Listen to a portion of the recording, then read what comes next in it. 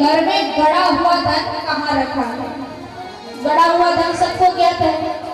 पहले के हमारे पूर्वज हांडे में धन जमा करके उसे भूमि के अंदर दबा दिया करते थे। इसे गड़ा हुआ धन कहा जाता है। तो कहते हैं कि बतलाइए पिताजी ने गड़ा हुआ धन कहाँ रखा है। मैं जानना चाहता हूँ, मैं उस धन का प्रयोग करना चाहता हूँ।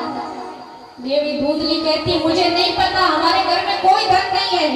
तुम तो सारा धन विनष्ट कर चुके, घर में एक बर्तन तक नहीं है। हमारे घर में कोई गड़ा हुआ धन नहीं है महाराज।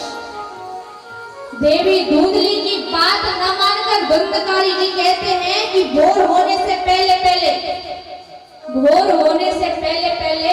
मुझे गड़े हुए धन के विषय में बतला दो, अन्यथा जलती हुई लुआटी से तुम्हारा तारण करूंगा।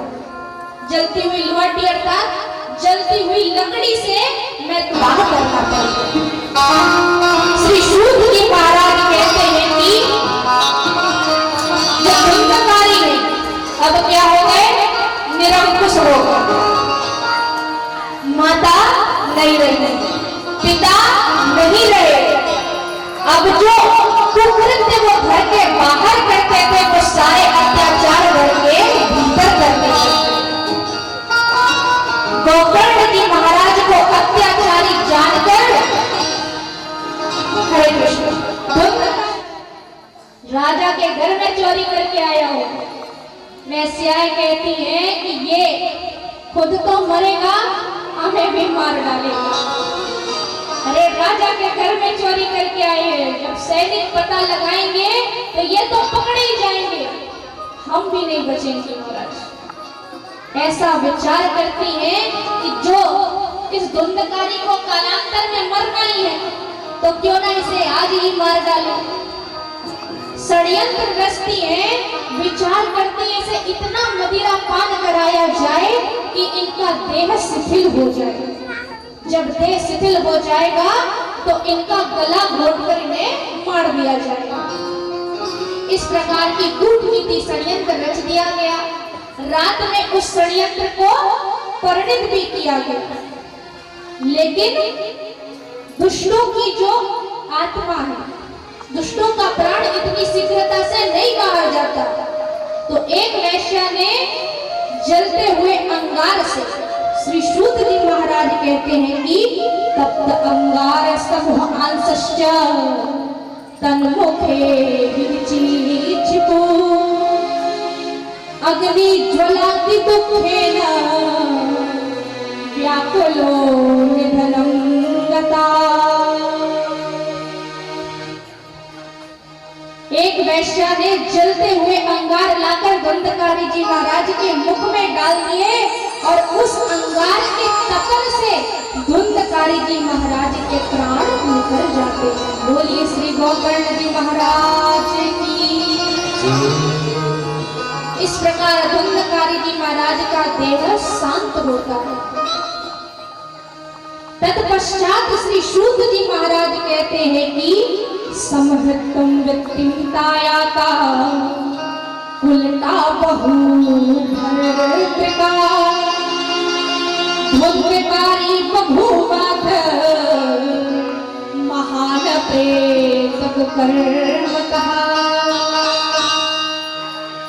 जो धुंधकारी महाराज अपने देह के शांत होने के पश्चात प्रेत योनि को प्राप्त होते हैं। जीवन में इतने कुकर्म किए हैं कि उन्हें प्रेत योनि की प्राप्ति होती है। और वैश्याओं के एक पति नहीं होते महाराज, न जाने दुष्ट स्त्रियों के कितने पति। तो फिर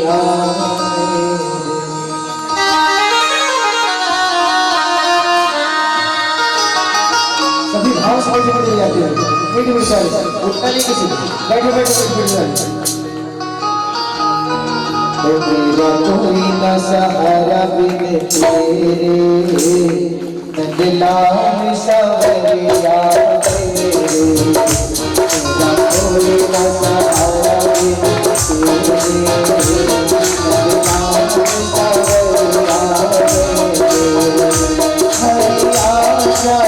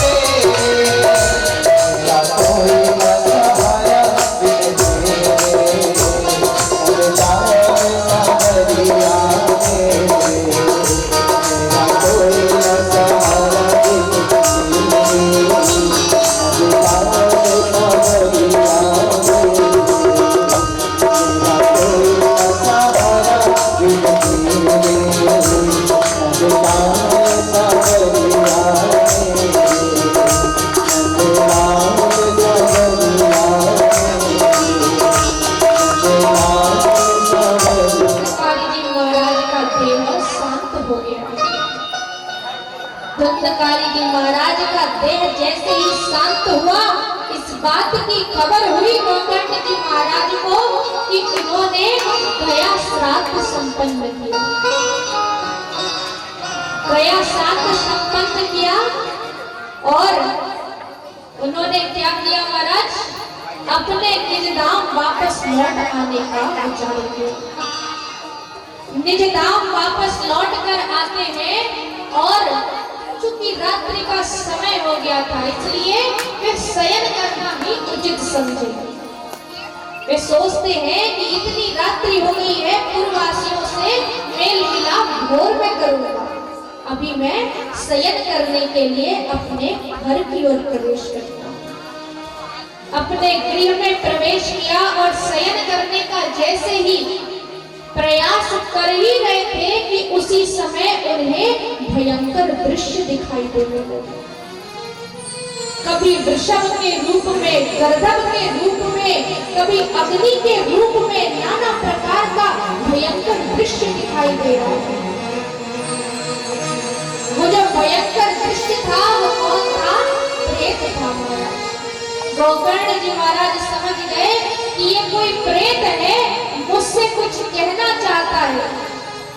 तुरंत हाथ में गंगा जल लेते हैं और अभिमंत्रित कर प्रेत के ऊपर छिड़काव करते हैं, सिंचन करते हैं प्रेत के ऊपर। जैसे ही सिंचन किया कि प्रेत की वाणी में ताव आ गया और प्रेत बोल उठा, कहता है कि अहम राता त्वदीयोस्मि धुंधकारिति नामतः स्वकीयेन एव दोषेण ब्रह्मस्त्वं नास्ति मया। हे अनुज, मैं तुम्हारा ज्येष्ठ भ्राता धुंधकारी हूँ। मैंने अपने जीवन में इतने कुकर्म किए कि मेरा ब्राह्मणत्व तो चला गया, नष्ट हो गया और मैं प्रेत योनि में पड़ गया। मृत्यु उपरांत मैं किस योनि में पड़ा महाराज? प्रेत योनि में पड़ गया। जब इस प्रकार निवेदन करते हैं तो गोकर्ण जी महाराज कहते हैं, मैंने तो आपके लिए गया जी में गया श्राद्ध किया है, आप प्रेत योनि में कैसे पड़ सकते हैं? मैंने तो आपके लिए श्राद्ध किया है महाराज। धुंधकारी जी महाराज कहते हैं कि गया श्राद्ध सतेनापि मुक्तिर्मे न भविष्यति उपायं अपरं किंचित त्वं विचारय साम्प्रतम्। गया श्राद्ध सतेनापि, एक बार नहीं 100 बार गया श्राद्ध कर लो फिर भी मेरी मुक्ति नहीं हो सकती। मैं इतना पापाचारी हूँ कि एक बार नहीं 100 बार गया श्राद्ध करने पर भी मेरी मुक्ति नहीं हो सकती महाराज। गया श्राद्ध से भी ऊपर का यदि कोई उपाय है तो उसके विषय में विचारो और वो करो मेरे लिए, तब जाकर के मुझे प्रेत योनि से मुक्ति की प्राप्ति होगी। ऐसा निवेदन करते हैं अपने अनुज गोकर्ण जी महाराज। इस प्रकार निवेदन किया। भोर में गोकर्ण जी महाराज उत्तिष्ठ होते हैं। पूर्ववासियों से, संतों से सभा बुलाई जाती है। कहते हैं कि गया श्राद्ध से ऊपर का क्या उपाय है?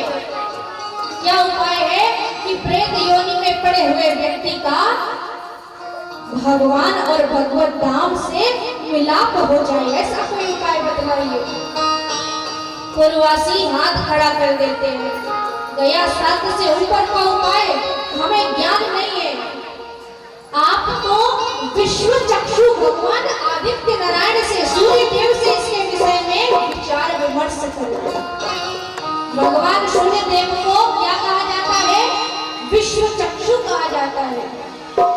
सबको निरख रहे हैं, सबको देख रहे हैं, सबके पल पल का नजर है किनके पास? सूर्य नारायण भगवान के पास।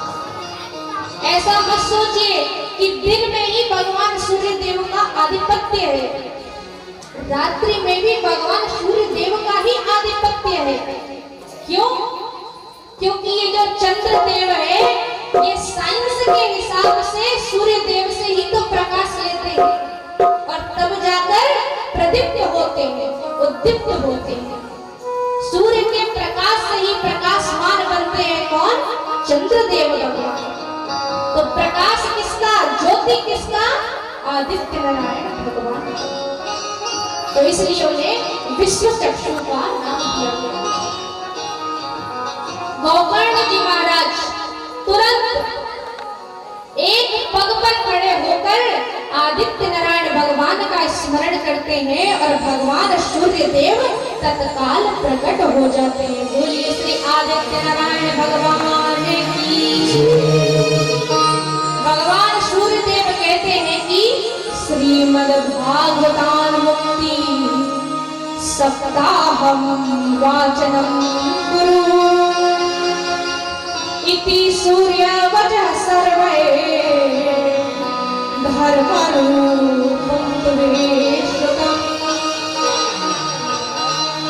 भगवान आदित्य नारायण भगवान श्री सूर्य देव कहते हैं कि आप श्रीमद् भागवत ज्ञान यज्ञ सप्ताह का आयोजन करें। इसके माध्यम से ही प्रेत योनि में पड़े हुए व्यक्ति को मुक्ति की प्राप्ति हो सकती है। ऐसा सत्कर्म बताकर भगवान सूर्यदेव अंतर ध्यान हो गए और आषाढ़ शुक्ल नवमी के दिवस पर गया जी के तीर्थ स्थान में श्री गोकर्ण जी महाराज व्यास गद्दी पर आरूढ़ होते हैं और धुंधकारी जी महाराज को आवाहन करके एक प्रमुख ब्राह्मण देवता को मुख्य जजमान बनाया जाता है। धुंधकारी महाराज का आवाहन किया जाता है। समस्त पूर्वासी श्रोता बनकर बैठते हैं और धुंधकारी जी महाराज कहाँ विराजे? 7 गांठ के बांस के भीतर। 7 गांठ के बांस के भीतर धुंधकारी जी महाराज प्रवेश करते हैं और वहीं बैठकर उन्होंने क्या श्रवण किया? भागवत जी की संपूर्ण कथा श्रवण की और इस माध्यम से भागवत जी के माध्यम से उन्हें प्रेत योनि से मुक्ति मिल जाती है। बोलिए श्रीमद् भागवत महापुराण की। तो इस प्रकार धुंधकारी जी महाराज को प्रेत योनि से मुक्ति मिल गई। ये दोनों ही कथाएं भागवत जी के महात्म्य के अंतर्गत आती हैं। 1 से लेकर 3 अध्याय तक भक्ति चरित्र और चौथे और 5वें अध्याय में गोकर्ण उपाख्यान का वर्णन है महाराज। 6ठे अध्याय में श्रीमद् भागवत महापुराण सप्ताह ज्ञान यज्ञ की विधि का वर्णन है। तो विधि बताना आवश्यक नहीं है क्योंकि सबको ज्ञात है कि भागवत जी का आयोजन किस प्रकार किया जाता है। पहले वक्ता का चयन किया जाता है, आचार्य का चुनाव किया जाता है, संगीताचार्यों को निवेदन किया जाता है, सुंदर मंडप का निर्माण किया जाता है और श्याम भक्तों को न्योता भेजा जाता है। इस प्रकार भागवत जी का जो आयोजन विधि है इसके विषय में सभी को ज्ञान है। आइए अब हम आप सब भागवत जी के प्रथम अध्याय में प्रवेश करते हैं। बोलिए श्री सावरिया से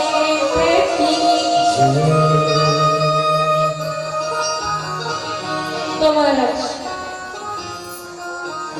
भागवत जी के महात्मा को श्रवण कर शौनक आदि ऋषिगणों की रुचि हो गई। इनसे भागवत जी से इच्छा हो गई पूरा भागवत जी श्रवण करने की।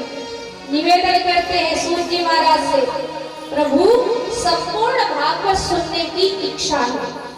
श्री सूत जी महाराज कहते हैं कि मैंने जिस रूप से भागवत जी का श्रवण किया है, कहते हैं कि अहम आध्यात्मम तत्र निवेशम तद अनुग्रहात् सो अहम वा श्रावयिष्यामि यथा अहम यथा मतिम्। जिस प्रकार मैंने भागवत जी का श्रवण अपने गुरु के मुखारविंद से किया है। उग्रश्रवा सूत जी महाराज के गुरुवर कौन? श्री सुखदेव मुनि महाराज। श्री शुकदेव मुनि महाराज जब गंगा तट में राजा परीक्षित को भागवत जी का ज्ञान प्रदान कर रहे थे, उसी समय संतों की सभा में कौन उपस्थित थे? उग्रश्रवा सूत जी महाराज भी उपस्थित थे। वे कहते हैं कि जिस प्रकार मैंने अपने गुरु के मुख से भागवत जी का ज्ञान प्राप्त किया है, उसी प्रकार मैं भागवत जी का ज्ञान आप समस्त 88,000 शौनक आदि ऋषिगणों को प्रेषित करता हूँ। बोलिए श्री उग्रश्रवा सूत जी महाराज की जय। तो महाराज उन्होंने निवेदन किया, एक शिष्य जो है वो सबसे पहले यदि अपने इष्ट से भी पहले यदि किसी का स्मरण करता है तो वो कौन है? अपने गुरुवर। तो भागवत जी की आज जो सुंदर झांकी तैयार हो चली, आइए उनकी कथा में प्रवेश करते हैं। श्री शुकदेव मुनि महाराज के जन्म की कथा में प्रवेश करते हैं। श्री सूत जी महाराज कहते हैं कि एक समय की बात है, ब्रह्मलोक में ब्रह्म सभा का आयोजन किया गया। उस ब्रह्म सभा का सभाध्यक्ष कौन है महाराज? अब ब्रह्मलोक है तो ब्रह्मदेव भी उस सभा की अध्यक्षता करेंगे। उस सभा में एक विचार, एक प्रश्न उठा कि सबसे अनमोल वस्तु क्या? सबसे अनमोल वस्तु क्या है? तो सबने स्वीकारा कि सबसे अनमोल वस्तु प्रेम है। सबसे अनमोल वस्तु क्या है? प्रेम सबसे अनमोल वस्तु है। हर एक व्यक्ति, हर एक अवस्था का व्यक्ति प्रेम की इच्छा रखता है, चाहे वो नन्हा सा बालक हो या वयोवृद्ध हो, प्रेम की सबको इच्छा है महाराज। उदाहरण के माध्यम से समझते हैं कि एक नन्हा सा बालक है, यदि वो कभी गिर जाए, यदि वो अकेले में कभी गिर जाए तो रोता नहीं है महाराज, उठ करके वापस अपनी क्रीड़ाएं करने लगता है। लेकिन यदि 4 लोगों के सामने गिर जाए तो दहाड़ मार मार कर रुदन करने लगता है। क्यों? क्योंकि उन लोगों से उसे प्रेम चाहिए, उनका ध्यान चाहिए, अपनी ओर आकर्षित करने के लिए, उनसे लाड पाने के लिए वो रुदन करने लगता है। अब यदि नव युवक और युवती के विषय में बात की जाए तो इनके प्रेम प्रसंग से तो पूरा इतिहास भरा पड़ा है, इनके विषय में अधिक बतलाने की आवश्यकता है नहीं महाराज। और एक वयोवृद्ध व्यक्ति के सन्निकट जाया जाए, उनसे पूछा जाए कि आप अब इस अवस्था में हैं और किस वस्तु की अभिलाषा रखते हैं? क्या आप करोड़पति बनना चाहते हैं? क्या आप समाज में मान मर्यादा प्रतिष्ठा पाना चाहते हैं? क्या किस वस्तु की अभिलाषा है? तो वो जो वयोवृद्ध व्यक्ति है वो क्या कहेंगे? मेरी इच्छा है, मेरी इच्छा है कि मेरा पूरा परिवार मेरे पास रहे। परिवार वालों से प्रेम चाहिए, इसलिए वो वयोवृद्ध व्यक्ति परिवार की इच्छा जाहिर करेंगे। तो व्यक्तियों के लिए सबसे बहुमूल्य वस्तु यदि कुछ है तो वो क्या है? प्रेम है। ब्रह्म सभा ने इस बात को स्वीकार किया। अब प्रेम का कोई प्रतीक भी होना चाहिए, प्रेम का कोई प्रतीक भी होना चाहिए। तो उन्होंने कहा कि प्रेम का प्रतीक किसे स्वीकार किया जाए? तो चूंकि सभा ब्रह्मलोक में बैठी हुई थी, सबका हाथ उठा किनकी ओर? ब्रह्मदेव और ब्रह्माणी की ओर। ब्रह्मदेव कहते अरे मुझे मत प्रेम का प्रतीक बनाओ, मैं इतना भी अपनी घरानी से प्रेम नहीं करूं। यदि मैं इतना प्रेम करता तो मुझे कालांतर में अपने वाम भाग से देवी गायत्री को नहीं उपजना पड़ता, देवी गायत्री को प्रकट नहीं करना पड़ता। मैं इतना प्रेम नहीं करता, मैं प्रेम का प्रतीक नहीं हूँ। तो पूरे ब्रह्म सभा में एक विशेष व्यक्तित्व बैठे थे, नाम है क्या?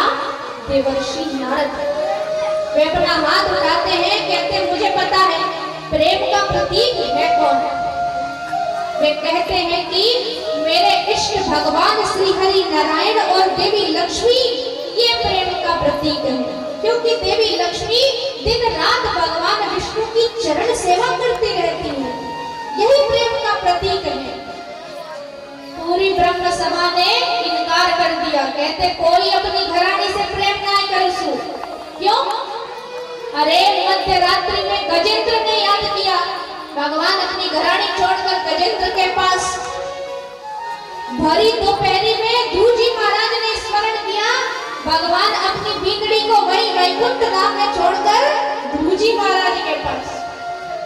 भगवान विष्णु अपनी घरानी देवी लक्ष्मी से जितना प्रेम नहीं करते, उतना प्रेम अपने भक्तों से करते हैं। ब्रह्म सभा ने एक ही बार में देवर्षि नारद के बात को कटाक्ष कर दिया। पूरी सभा ने स्वीकारा कि प्रेम का यदि कोई प्रतीक है तो वो कौन है? भगवान महादेव और देवी पार्वती। यही प्रेम के युगल प्रतीक है, यही प्रेम के युगल जोड़े हैं। इस बात को पूरे ब्रह्म समाज ने स्वीकार किया। देवर्षि नारद को ये बात अच्छी नहीं लगी महाराज।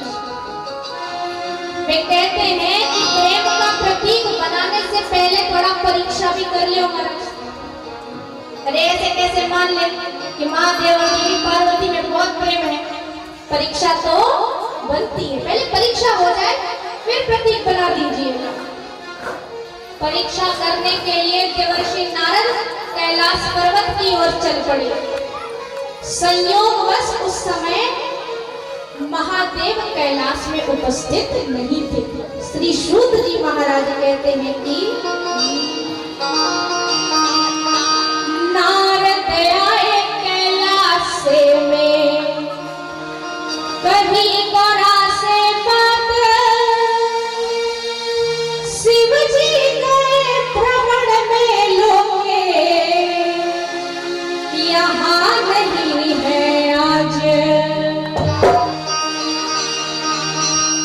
क्या कहते हैं? देवर्षि नारद कैलाश पहुंच गए। माता गौरा से कहते हैं देवी बाबा भोलेनाथ दिखाई नहीं दे रहे, कहाँ है बाबा? माता कहती है कि वर्तमान में तो बाबा कैलाश में उपस्थित नहीं है, अपनी निज धाम काशीपुरी भ्रमण करने के लिए गए हैं। क्या बात है, क्या काम है, मुझे बतला दीजिए। मैं आपकी बात, जो आपकी बात है उससे मैं वाकई जा सकती। माँ पार्वती कहती है अरे बाबा मुझसे कोई गोपनीय नहीं रखते, कोई व्यक्तिगत बात मुझसे नहीं छिपाते हैं। आपके बाबा और मेरे मध्य बहुत प्रेम है। भोलेनाथ जी मुझसे अपनी इतनी सी भी बात नहीं छुपाते। आप अपनी बात तो कहिए, मैं आपकी बात उन तक अवश्य पहुंचा दूंगी। देवर्षि नारद कहते हैं इतना गुरूर आपको, जब इतना कह ही नहीं हो तो पहले कुछ परीक्षा में पास होकर दिखा दीजिए। जब आप प्रश्नों का उत्तर दे देंगी मैं समझ जाऊंगा कि आपके और बाबा भोलेनाथ के मध्य बहुत प्रेम है, बहुत प्रेम है, मैं समझ जाऊंगा इस बात को। देवी पार्वती कहती है कि पूछिए क्या प्रश्न है? देवर्षि नारद कहते हैं कि उचित समय पा करके फोड़ी भांड देव ने आज मुंडों की माला का गौरा, आप बताओ राज। देवी गौरा से भगवान देवर्षि नारद भगवान शिव के विषय में प्रश्न करते हैं। कहते हैं कि बतलाइए बाबा भोलेनाथ मुंडों की माला क्यों धारण करते हैं? देवी गौरा कहती है ये कैसा प्रश्न है? अरे मुंडों की माला क्यों पहनते हैं, भस्म क्यों रमाते हैं? ये उनका अपना काम है, उनका अपना श्रृंगार है। इस पर तो मेरा कभी ध्यान गया ही नहीं महाराज, मैंने इसके विषय में कभी नहीं सोचा। ये प्रश्न ही आपका गलत है। देवर्षि नारद कहते पहला प्रश्न उस पर ही आपको कोई उत्तर नहीं आया। देखो महाराज, एक ही बार में पता चल गया कोई प्रेम नहीं है। देवी गौरा कहती है दूसरा तो कोई और प्रश्न पूछो, कोई अच्छा प्रश्न पूछो जो कोई अर्थ हो, जिसका कोई अर्थ हो ऐसा प्रश्न पूछो महाराज। देवर्षि नारद कहते चलिए एक अच्छा प्रश्न पूछते हैं, बतलाइए अमर कथा क्या है। अमर कथा की कोई कथा ही सुना दीजिए मुझे। देवी पार्वती मौन, ये क्या है अमर कथा? मैंने तो आज तक सुना ही नहीं, क्या कथा है ये? मां पार्वती जैसे ही मौन हुई कि देवर्षि नारद बोल उठे, प्रेम नहीं करते हैं देवा, करे दिखावा साज, वरना अमर कथा तो सुनती गौरा सबसे पहले आप। अरे कोई प्रेम नहीं है, जबरदस्ती मुझे जला रही थी इतने देर से। प्रेम होता तो अमर कथा के बारे में पता होता, मुंडों की माल्य के विषय में ज्ञान होता। मैं अपना कोई व्यक्तिगत बात आपसे नहीं बताने वाला, मैं तो चलूं अपने गंतव्य की ओर। ऐसा कहकर नारायण धुन करते हुए देवर्षि नारद आगे निकल चले। देवर्षि नारद तो चले गए, लेकिन बात उठाते हुए भोलेनाथ पूछते हैं कि देवी आपकी तबीयत तो ठीक है ना? ऐसा जैसे ही प्रश्न किया, देवी गौरा कहती है क्यों चमकी बली तो दिख रही हूँ, क्या खराबी है मेरे में? ठीक ठाक हूँ, ऐसा क्यों पूछ रहे हो? बाबा भोलेनाथ समझ गए कुछ तो हुआ है, लेकिन बात आगे बढ़ाने से ही बात का पता चले महाराज।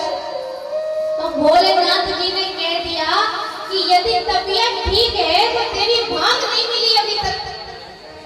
अब ये तो आग में घी डालने वाली बात हो गई महाराज। भगवान ने कहा कि अभी तक भांग नहीं आया मेरे पास। ऐसे तो आप जैसे ही मैं किवाड़ खोलूं कि भांग का पूरा लोटा लेकर मेरे सामने आ जाती थी, अभी तक भांग नहीं घोटा आपने। देवी पार्वती कैसे कि थारे वास्ते भांग घोटो दिन रात, बड़े बेटे वास्ते दिन रात खीर पकाऊं सु, और छोटे बेटे वास्ते दिन रात लड्डू पकाऊं। जय सब कराने वास्ते मायके से यहाँ लेकर आए थे बड़े। अरे दिन भर काम कराने के लिए मुझे यहाँ लेकर आया गया था क्या? आपके लिए मैं दिन भर भांग घोटूं, कार्तिकेय के लिए खीर पकाऊं और गणेश के लिए लड्डू पकाते रहूं। जय सब के लिए लेकर आए थे ब्याह करके मुझे। ऐसा देवी पार्वती बड़ी क्रोधित होकर भगवान से इस प्रकार का निवेदन करती। आइए शिव और पार्वती का एक सुंदर भजन के माध्यम से इस हास्य विनोद की प्रक्रिया को समझने का प्रयास करें।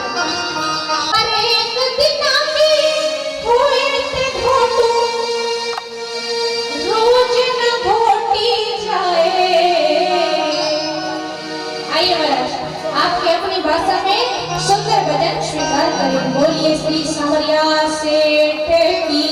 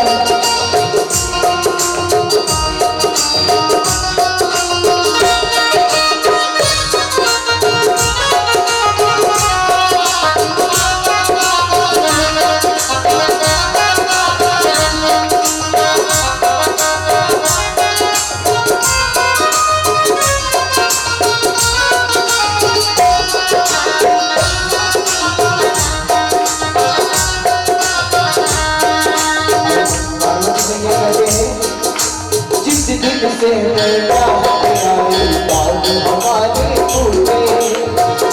देखने में याद गया अब हमारे फूटे हाँ फूटे हाँ फूटे हाँ फूटे हाँ फूटे जाओ चले कहाँ जाए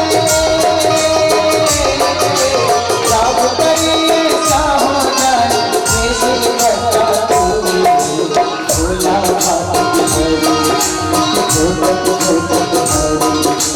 भोला भात भोला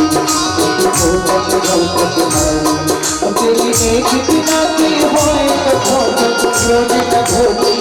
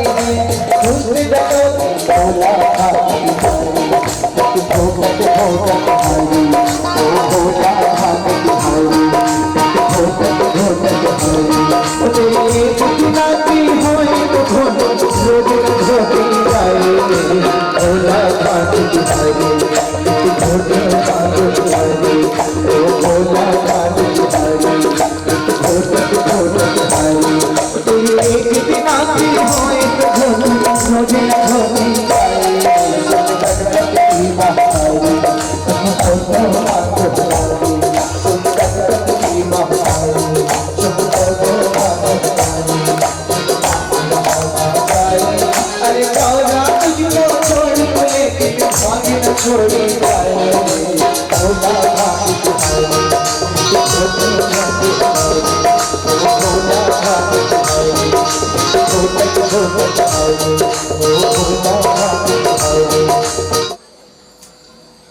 प्रकार भगवान भव और भवानी के मध्य एक मीठा मीठा सा नोक झोंक होता है। भगवान समझ गए कि आज देवर्षि नारद का आगमन हुआ था और उन्होंने ही ये शंका का बीज डालकर अपना कार्य सिद्ध कर दिया।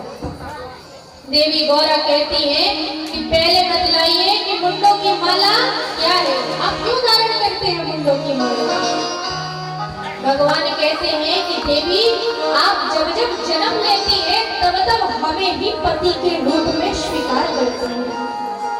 आपका जब जब जन्म होता है आप हमें अपने भरताल के रूप में स्वीकार करती हैं, पर जब आप अपना देह शांत कर जाती हैं तो मैं आपके उस मुंड को अपने माल्य अपने हृदय स्थल पर स्वीकार करता हूँ, माल्य के रूप में धारण कर लेता हूँ। ये कोई और नहीं, ये आप ही हैं। देवी को जब इस बात का ज्ञान हुआ कि ये कोई और नहीं, ये तो मैं ही हूँ, तो देवी प्रसन्न हो गई कि मुझे इतना संभाल कर रखा है, मुझे अपने हृदय में स्थान दिया है भगवान ने।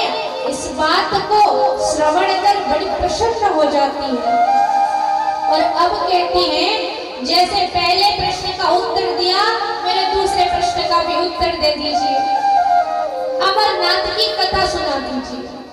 भोलेनाथ कहते हैं ऐसे नहीं सुनी जा सकती अमरनाथ की कथा, इसे जो सुनता है वो अमर हो जाता है। मुझे आदेश नहीं है कि मैं आपको अमर कथा सुना सकूं। कहते आदेश किसका, किनसे लेना पड़ता है आदेश? भगवान श्री हरि नारायण से आदेश लेना पड़ता है। तो ले लीजिए ना, कौन सी बड़ी बात है, आपके मित्र हैं, लगा लीजिए ध्यान और ले लीजिए उनसे आदेश। भगवान भोलेनाथ श्री हरि नारायण से आदेश लेते हैं कि क्या मैं अमर कथा देवी पार्वती को श्रवण करा सकता हूँ? भगवान श्री हरि नारायण कहते अरे इसी निमित्त तो देवर्षि नारद को घर भेजा था, आप अमर कथा अवश्य रूप से श्रवण कराएं, क्योंकि मैं प्रकृति में कोई विशेष कार्य करना चाहता हूँ इस कथा के माध्यम से। बाबा अमरनाथ की गुफा में देवी पार्वती को अमर कथा श्रवण कराते हैं। वो कथा श्रवण कर ली देवी पार्वती के साथ साथ किसने? एक सूक बालक ने भी उस कथा को, अमर कथा को श्रवण किया। देवी तो स्वयं समाधि में चली गई और हुंकारू भर रहा था कौन? वो सूक बालक। हम सबको ज्ञात है कि प्रकृति में मनुष्य की बोली जो बोल सकता है वो एक ही पक्षी है, नाम है क्या? तोता। तो सूक बालक ने देवी पार्वती के स्थान पर हुंकारू भरना आरंभ किया। महादेव जी ने कहा था कि इस कथा को केवल आप श्रवण करेंगी, अन्यथा कोई नहीं।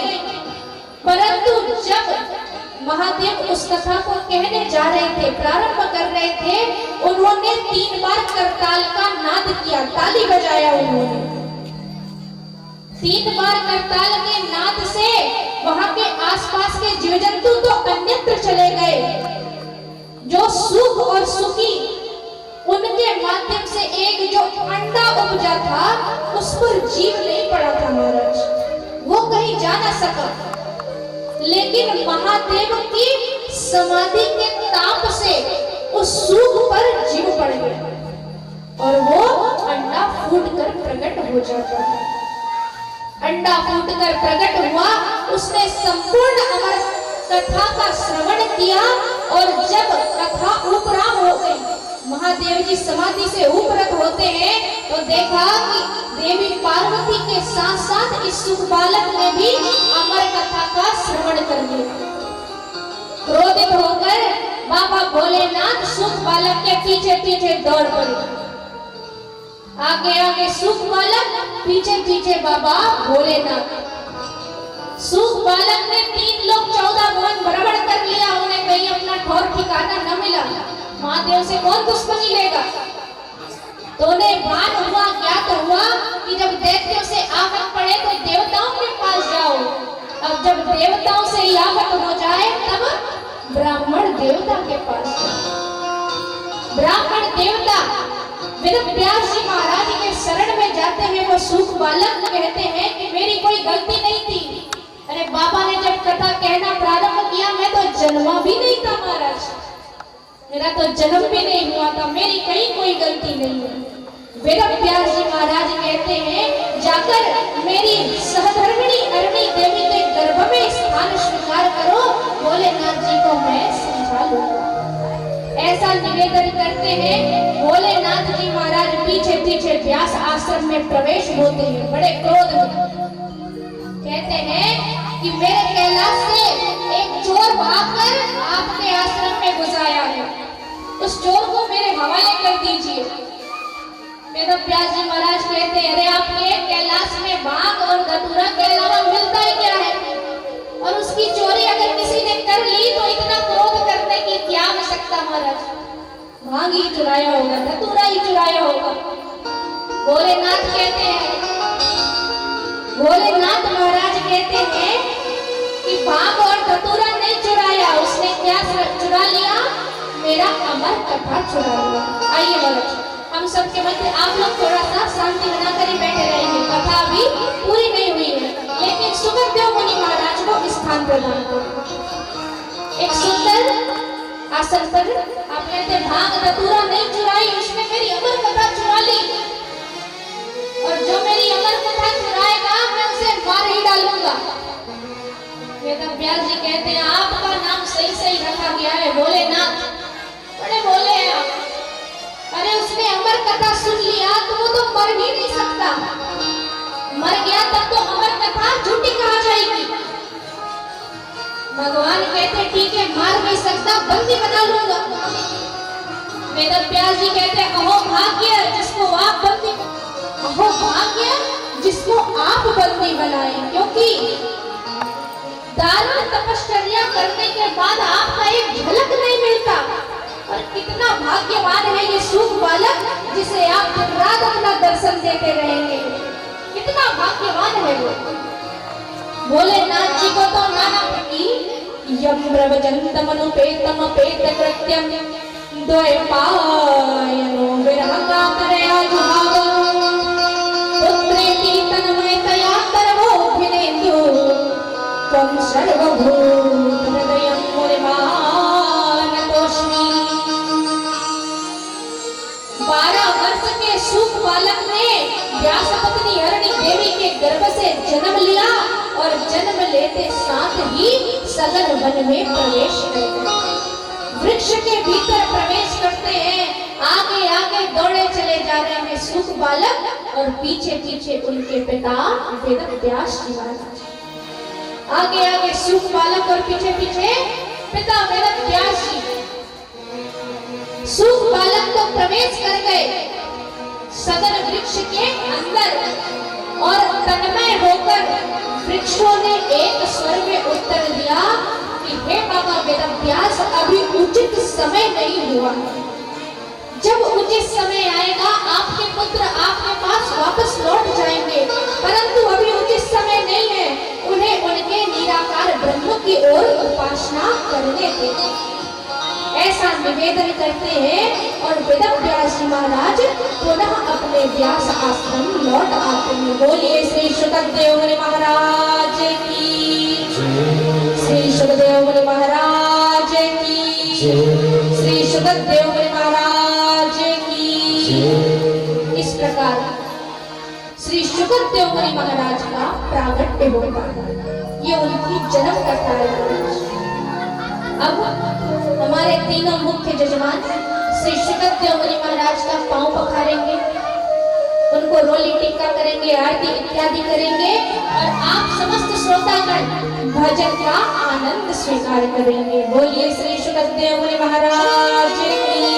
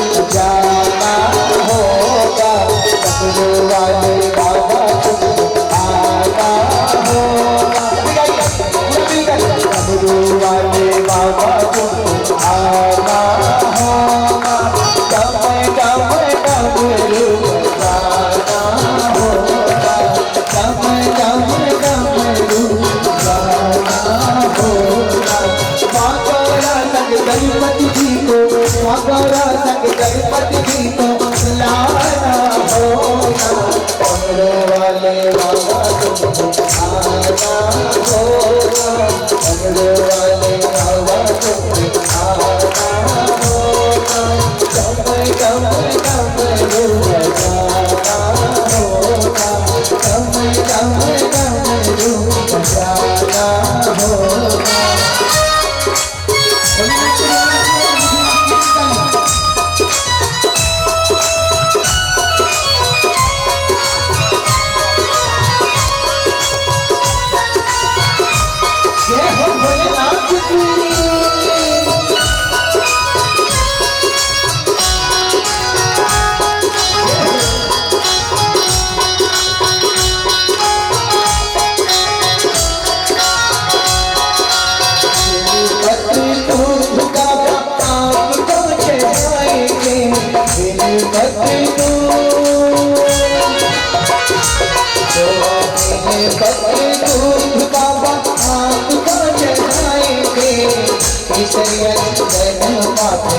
तिलक लगाएंगे मैया चंदन माथे तिलक लगाएंगे भक्तों को दर्श दिखाता होगा भक्तों को दर्श दिखाता होगा दम दम दम लगाता होगा डमरू वाले बाबा तुमको आता होगा डमरू वाले बाबा तुमको आता होगा दम दम दम लगाता होगा दम दम दम बजाता होगा सभी खुशी निकालिए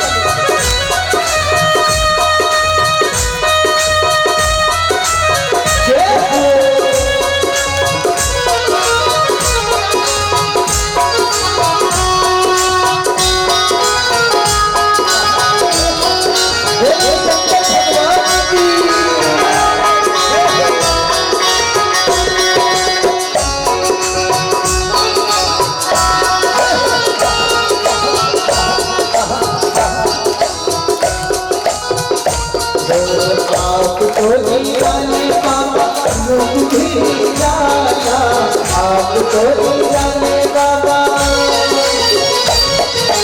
आपको जाने बाबा लोग भी जाना हाथे में त्रिशूल गले सांपों की माला हाथे में त्रिशूल गले सांपों की माला बंदी के चढ़ कर आना होगा पूरा करके भगवान शंकर जी को सब पूरे रंग की पूरे पूरे और मंदिर पे चल कर आना होगा और दम दम दम डूब जाना होगा दम दम दम डूब जाना होगा डमरू वाले बाबा तुमको आना होगा डमरू वाले बाबा तुमको आना होगा दम दम दम डूब जाना होगा दम दम दम डूब जाना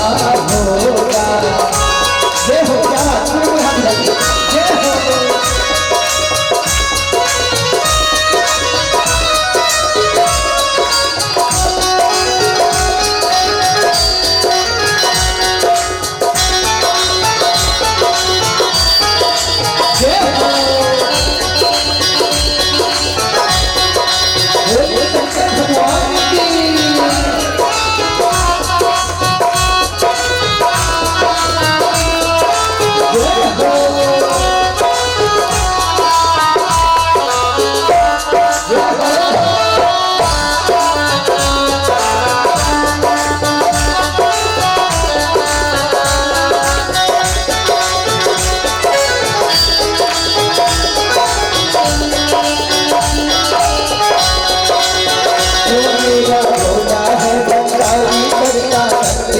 मेरा भोला है भंडारी करता नंदी की सवारी शंभुनाथ रे ओ शंकरनाथ रे सभी बोलिए मेरा भोला है सवारी शंभुनाथ रे ओ शंकरनाथ रे ओम नमः शिवाय शंभु ओम नमः शिवाय बोलिए ओम नमः शिवाय शंभु ओम नमः शिवाय मेरा भोला है भंडारी करता नंदी की सवारी शंभुनाथ रे ओ शंकरनाथ रे ओम नमः शिवाय शंभु ओम नमः शिवाय गौरा भाग्य करके टोली साधु भगत टोली मेरे राम रे ओ शंकरनाथ रे ओम नमः शिवाय ओम नमः शिवाय ओम नमः शिवाय ओम नमः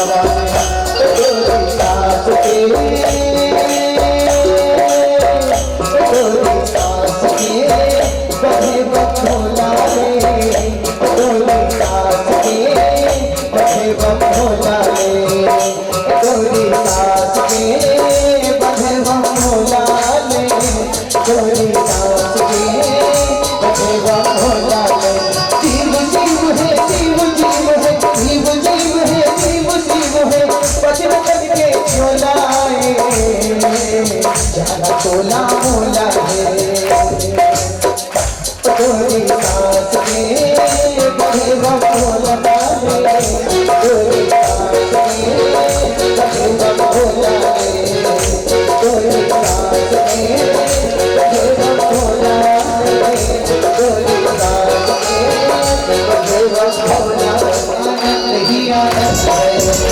उसे हरदम आनंद ही आनंद है। क्या प्यारे से रिश्ता संबंध है, क्या प्यारे से रिश्ता संबंध है, उसे हरदम आनंद ही आनंद है, उसे हरदम आनंद ही आनंद है।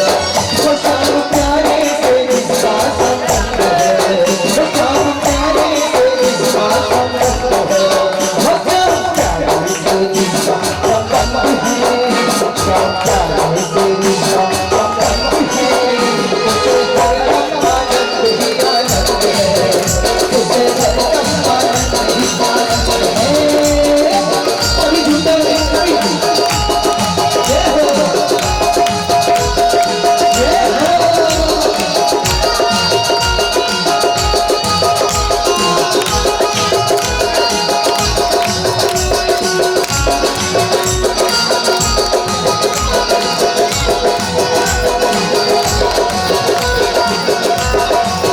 ये राजा में राजा बंद है, जो उसकी राजा राजा बंद है, उसे हरदम आनंद ही आनंद है, उसे हरदम आनंद ही आनंद है। वो सब प्यारे से रिश्ता संबंध है, सब प्यारे से रिश्ता संबंध है, उसे हरदम आनंद ही आनंद है, उसे हरदम आनंद ही आनंद है।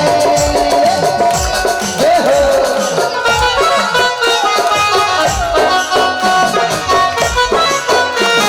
बोलिए बाबा हरिनाम की, बोलिए हनुमान का समझते हुए, बोलिए बाबा हरिनाम की।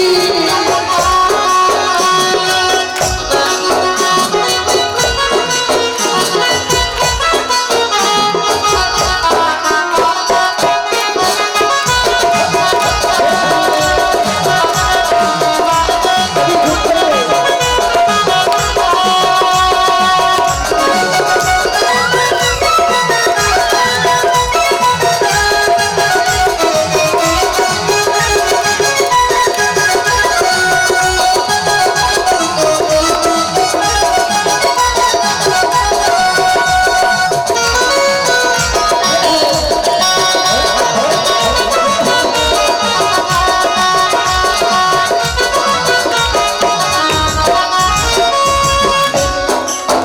बिना चुगली ना किसको सुहाए, बिना चुगली ना किसको सुहाए, वो बुरी संगत की रंगत न भावे, वो बुरी रंगत की संगत न भावे। जिसको सत्संग ही हरदम पसंद है, जिसको सत्संग ही हरदम पसंद है, उसे हरदम आनंद ही आनंद है। इसकी बहाने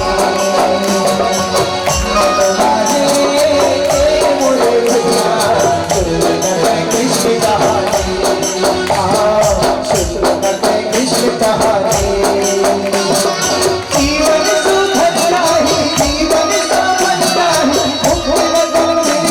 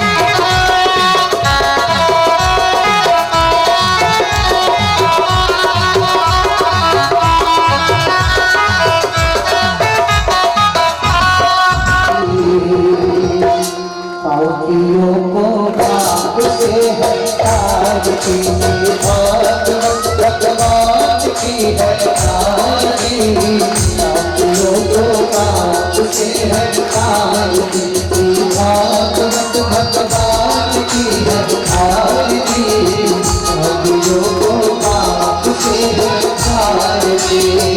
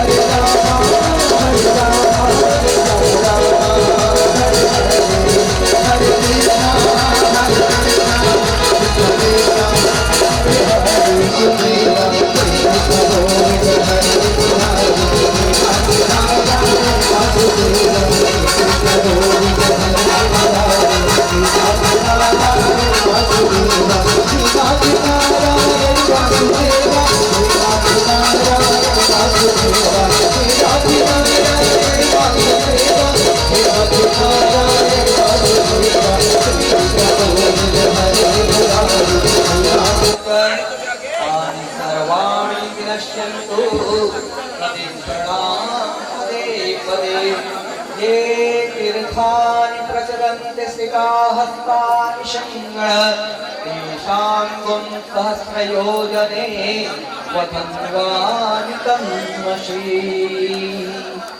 श्री भगवन्नारायणाय नमः इधा जन्म दीपं दर्शयामि ओम देव